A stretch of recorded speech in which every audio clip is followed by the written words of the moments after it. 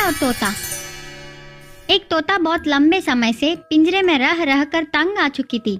वह खुला आकाश में उड़ना चाहती थी। बहुत प्रयत्न करके आखिरकार तोता पिंजरे से उड़कर बाहर जंगल में आ पहुंची। तोते को जंगल का वातावरण बहुत पसंद आ गया। हर रोज तरह तरह के मीठे फल खाती थी।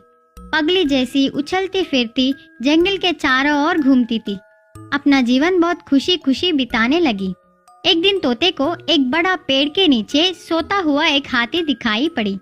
उसे ऐसे देखते ही तोते को एक नटखट उपाय आया।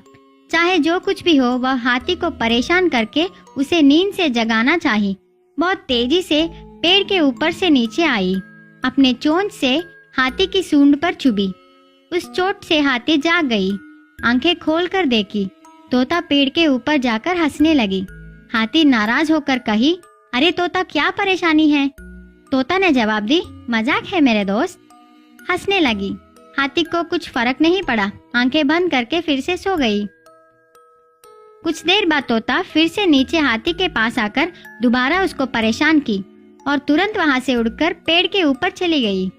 हाथी गुस्से से चिल्लाई, अरे तू फिर से आ गई, क्या कुछ काम नहीं है क्या? लेकिन तोते को यह बहुत मजाक लगा। बार बार ऐसी शरारतें करने लगी। हाथी तंग आ चुकी थी। कुछ करना नहीं चाहा। वहां से उठकर चली गई। तोते को और मजा आ गया। फिर से एक और बार तेजी से जाकर हाथी को अपने चोंच से चुभी। हाथी क्रोधित हो गई। कुछ ना कुछ तो करके उस तोते को सबक सिखाने का निर्णय ली। हाथी एक तालाब के पास गई। अपने सिर को छोड़ बाकी का पूरा शरीर पानी में डुबाई। इसको देख तोते को बहुत मजा आया। वह सोची, अरे देखो, मेरे से डरकर हाथी पानी में जाकर छिप गई। खूब हंसने लगी। फिर से तोता वहां जाकर हाथी के ऊपर बैठ गई। हाथी को छुपाना चाहिए।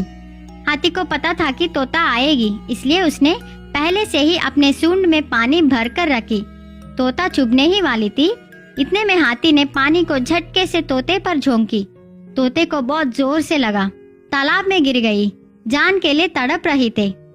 हाथी को तोते पर दया आकर उसको पानी से बाहर निकालकर जमीन पर फेंक दी। तोते ने हाथी से क्षमा मांगी। उसको बहुत अच्छा सबक मिला। हाथी जोर से हंसकर वहां से चली गई। अब तोते को बड़ों और छोटों के बीच अंतर पता चल गया।